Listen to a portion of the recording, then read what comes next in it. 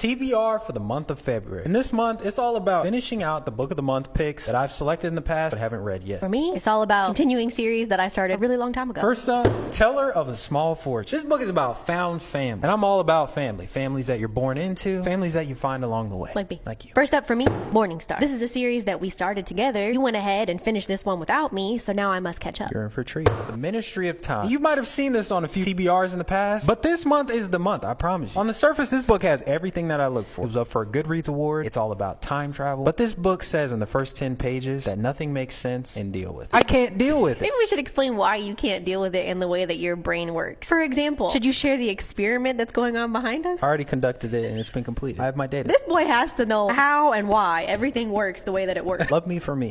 Vengeful. I've been reading all these other fantasy authors. They're not necessarily doing it for me, so it's time to get back to my tried and true. True, she is. She never steers me wrong, unlike you. Why am I catching shots? She just here, honestly. Next up is a book based in Chicago.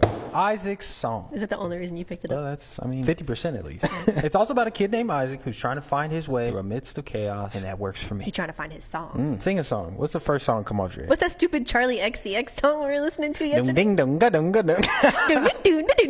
Your version is annoying. Its version is annoying. And finally, Air Fire. I'm gonna need this one to get me reinvested into the series because I am a completionist, and the idea of not finishing this series is really eating at my soul. You know what I've realized over time? You are very selective in the ways in which you identify yourself. What do you mean? You're a completionist when it comes to this series, but you're not for the other 10 that you started. I will eventually complete them. You're a completionist until we get to the last bit of groceries and you want to eat out. Okay, I have a solution. We just stop getting groceries.